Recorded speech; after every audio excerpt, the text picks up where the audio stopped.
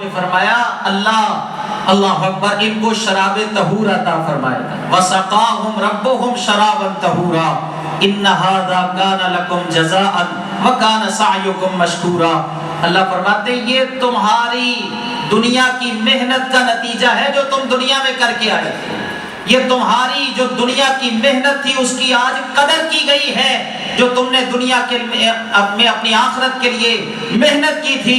اس محنت کا نتیجہ اور اس کی قدر کی گئی ہے، جس کی وجہ سے اللہ نے تمہیں یہ عیش والی زندگی عطا فرمائی ہے۔ پھر اللہ فرماتے کلوا واشربوا ہنیئا بما اسلفتم فی الایام الخالیہ۔ اللہ کہیں گے میرے بندو جنت میں آئے ہو، جنت میں کھاتے ہوئے شرمانا نہیں ہے، اللہ اکبر پیتے ہوئے شرمانا نہیں ہے، یہ ساری نعمتیں تمہارے لیے ہیں۔ دنیا میں اگر کوئی بندہ کہیں بھی جاتا ہے تو وہاں پہ مہمان بن کے دل تو کر رہا ہوتا ہے بعض دفعہ کہ یہ بھی کھا لوں، یہ بھی کھا لوں، یہ بھی پی لوں، لیکن بندہ پھر شرما جاتا ہے کہ یار لوگ کیا کہیں گے، لوگ کہیں گے اتنا کھاتا ہے، اللہ اکبر۔ لیکن وہاں پہ جنت کے اندر اللہ فرماتے ہیں کلوا واشربوا ہنیئا بما اسلفتم فی الایام الخالیہ۔ اللہ جنت میں داخل کرتے ہوئے فرمائے گا میرے بندو کھاتے ہوئے شرمانا نہیں، اللہ اکبر، پیتے ہوئے شرمانا نہیں، یہ تمہاری دنیا کی محنت کا نتیجہ ہے جو تمہیں آج ملا ہے۔ تو یہ خوش قسمت انسان ہے جس نے اپنی آخرت کے لیے فکر کی اور اس کا نامہ اعمال اس کے دائیں ہاتھ میں پکڑا دیا گیا۔ بلکہ جب یہ جنت کی طرف جا رہے ہوں گے تو پورے پروٹوکول کے ساتھ جائیں گے۔ اللہ نے سورۃ زمر کے اندر اس کا ذکر کیا، فرمایا سیق الذین اتقوا ربهم الی الجنۃ زمرا حتی اذا جاؤوها وفتحت ابوابها وقال لهم خزنتها سلام علیکم طبتم فادخلوها خالدین۔ اللہ فرماتے جنتیوں کے گروہ جنت کی طرف روانہ کیے جائیں گے، اور حدیث کے اندر آتا ہے جو پہلا گروہ جنت میں جائے گا نا، پہلا گروہ، ان کے چہرے 14ویں رات کے چاند کی طرح چمک رہے ہوں گے، اور جو دوسرا گروہ جنت کی طرف جائے گا سب سے زیادہ چمکنے والے ستارے کی طرح ان کے چہرے چمک رہے ہوں گے۔ تو یوں حشاش بشاش اللہ اکبر اور خوبصورت چمکتے ہوئے چہروں کے ساتھ یہ جنت کی طرف جائیں گے۔ جب جنت کے قریب پہنچیں گے نا قال لهم خزنتها سلام علیکم طبتم فادخلوها خالدین۔ اللہ فرماتے ہیں فرشتے ان کے لیے جنت کے دروازے کھول دیں گے اور کہیں گے سلام علیکم، جناب آپ کو سلام ہو، طبتم خوش ہو جاؤ، فادخلوها خالدین، اور خوشی خوشی رب کی جنت میں داخل ہو جاؤ۔ یہ آج ساری جنت تمہارے لیے ہے، آج تمہاری چاہتیں پوری ہوں گی، آج تمہاری خواہشات پوری ہوں گی۔ دنیا میں تو اللہ نے خواہشات پر پابندی لگا دی نا کہ اگر اچھی خواہش ہے اللہ کے رسول کی اطاعت والی وہ تو بندہ پوری کر سکتا ہے، لیکن اگر اللہ کی بغاوت اور نافرمانی والی خواہش ہے اللہ نے اس پر پابندی لگا دی۔ اور اللہ قرآن میں کیا فرماتے ہیں، اللہ اکبر، اما من خاف مقام ربہ ونہى النفس عن الہوى فإن الجنة هي المأوى۔ اللہ فرماتے ہیں جو اپنے رب کے سامنے کھڑا ہونے سے ڈر گیا اور جس نے اپنی خواہشات کو کنٹرول میں رکھا، اپنی خواہشات پر قابو پایا، فإن الجنة هي المأوى، جنت ایسے ہی لوگوں کا ٹھکانہ ہے، جنت تو انہی کو ملے گی۔ تو یہ خوش نصیب بندہ۔ اور اس کے برعکس فرمایا اما من اوتی کتابہ بشمالہ فیقول یا لیتنی لم اوت کتابیہ ولم ادری ما حسابیہ یا لیتہا کانت القاضیہ ما اغنی عنی مالیہ ہلک عنی سلطانیہ خذوہ فغلوہ ثم الجحیم صلوہ ثم فی سلسلۃ ذرعہا 70 ذراعا فاسلکوہ۔ اللہ فرماتے جس کو اس کی کتاب اس کے بائیں ہاتھ میں پکڑا دی گئی، یہ تو مارا گیا۔ اما من اوتی کتابہ بشمالہ فیقول یا لیتنی لم اوت کتابیہ،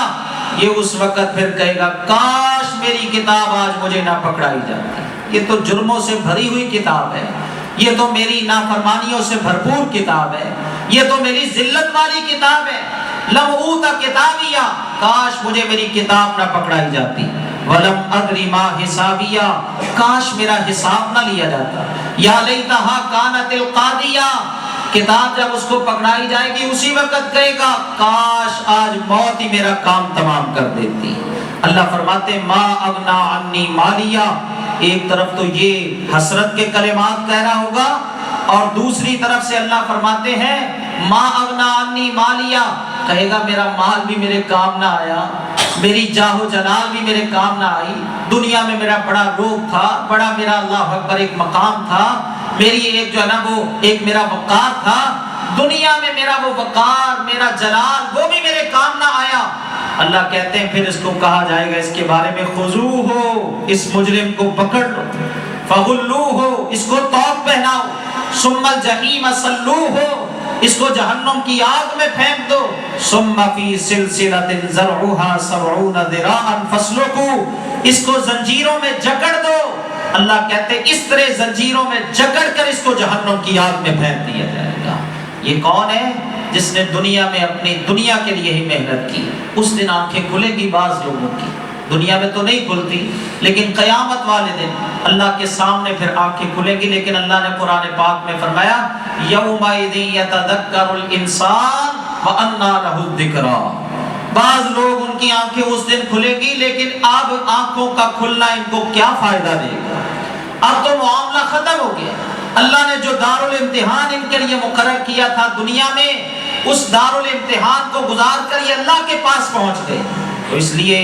اپنی دنیا میں اپنا محاسبہ کریں، اپنا جائزہ لیں کہ میرا قدم آخرت جنت کے لیے اٹھ رہا ہے یا جہنم کی طرف بڑھ رہا ہے، میری کاوش، میری کوشش، میری محنت وہ دنیا کے لیے ہے یا جنت آخرت کے لیے ہے، میری کوشش جو ہے وہ جہنم کی طرف مجھے لے کے جا رہی ہے یا جنت کی طرف۔ اور رسول اللہ صلی اللہ علیہ وسلم آپ سے پوچھا گیا یا رسول اللہ ہمیں بتائیں سب سے زیادہ عقل مند انسان کون سا ہے، سب سے بڑھ کر عقل والا انسان کون سا ہے؟ تو آپ نے فرمایا وہ بندہ، وہ انسان سب سے زیادہ عقل مند ہے من دان نفسہ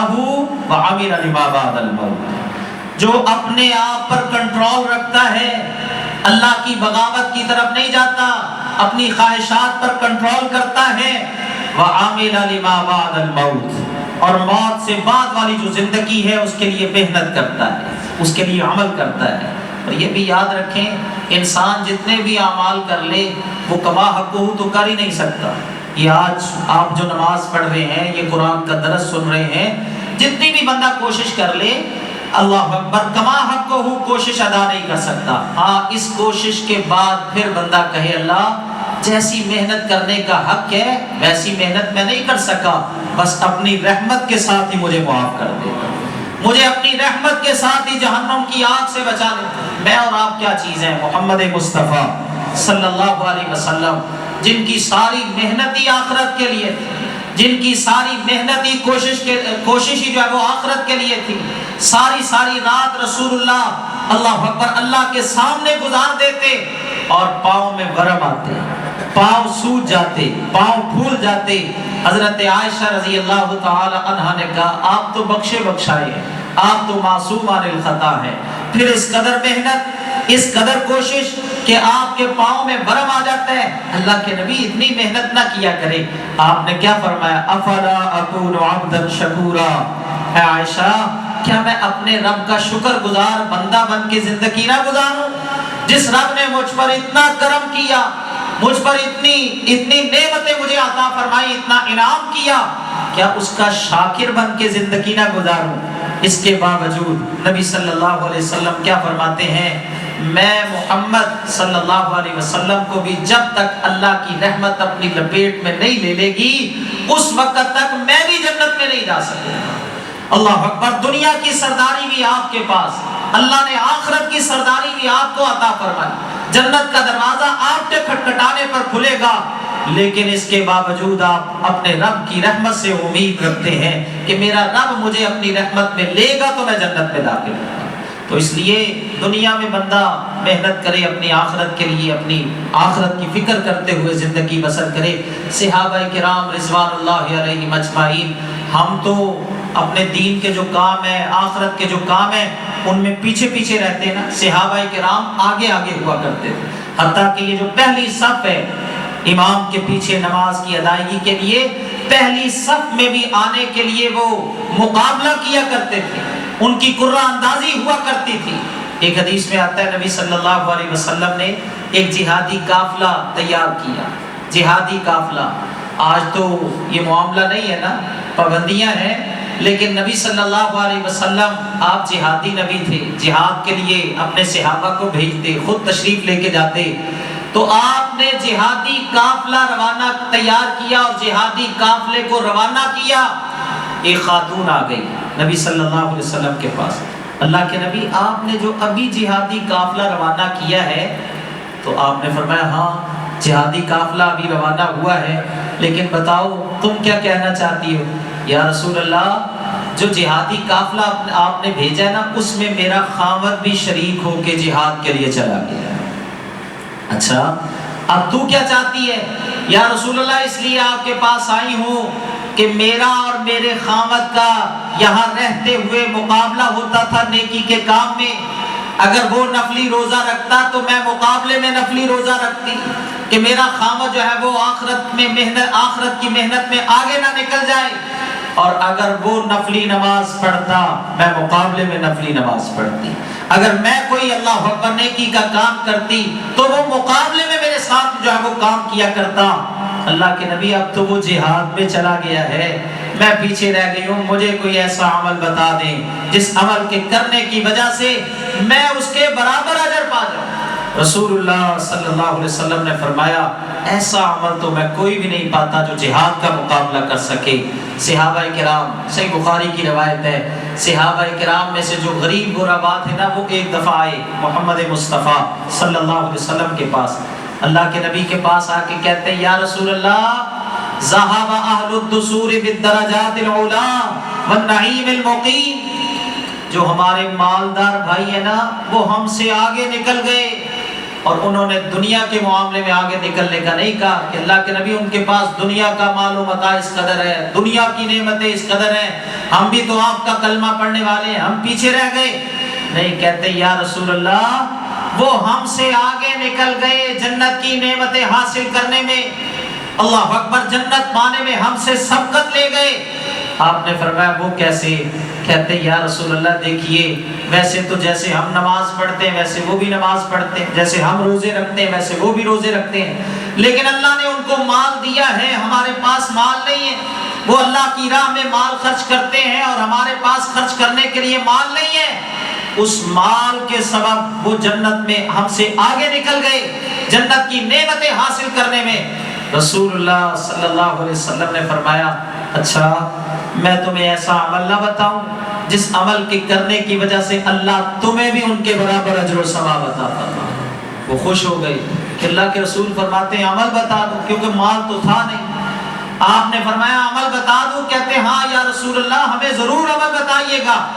آپ نے فرمایا پھر ہر نماز کے بعد 33 دفعہ سبحان اللہ کہا کرو، 33 دفعہ الحمدللہ کہا کرو، ہر نماز کے بعد 34 دفعہ اللہ اکبر کہا کرو۔ یہ تم عمل کرو گے اللہ جتنا ان کو مال خرچ کرنے پر اجر و ثواب عطا فرماتا ہے تمہیں بھی اللہ ان کے برابر اجر و ثواب عطا فرمائے گا۔ یہ خوشی خوشی سے واپس چلے گئے کہ آج تو ہمارا کام ہی ہو گیا، محمد مصطفیٰ صلی اللہ علیہ وسلم نے ہمیں عمل بتا دیا جس عمل کے سبب ہم اپنے مالدار بھائیوں سے پیچھے نہیں رہیں گے، جیسے وہ ہم سے آگے نکل گئے ہم بھی ان کے برابر ہوں گے جنت کی نعمتوں میں۔ خوشی خوشی سے واپس گئے، ہر نماز کے بعد یہ وظیفہ کرنا شروع کر دیا، 33 دفعہ سبحان اللہ، 33 دفعہ الحمدللہ، 34 دفعہ اللہ اکبر، ہر نماز کے بعد یہ عمل کر رہے ہیں۔ مالداروں کو بھی پتہ چل گیا، انہوں نے بھی یہ عمل سن لیا ان کا، اور انہوں نے بھی وہ وظیفہ کرنا شروع کر دیا۔ اب یہ پھر آگے پریشانی کی حالت میں رسول اللہ صلی اللہ علیہ وسلم کے پاس، اللہ کے نبی وہ جو آپ نے عمل بتایا تھا نا ہم ہر نماز کے بعد کرتے تھے، لیکن ہمارے مالدار بھائیوں نے ہم سے وہ وظیفہ سن لیا اور انہوں نے بھی کرنا شروع کر دیا۔ آنے کا مقصد تو ان کا یہ تھا کہ یا رسول اللہ مالداروں کو منع کریں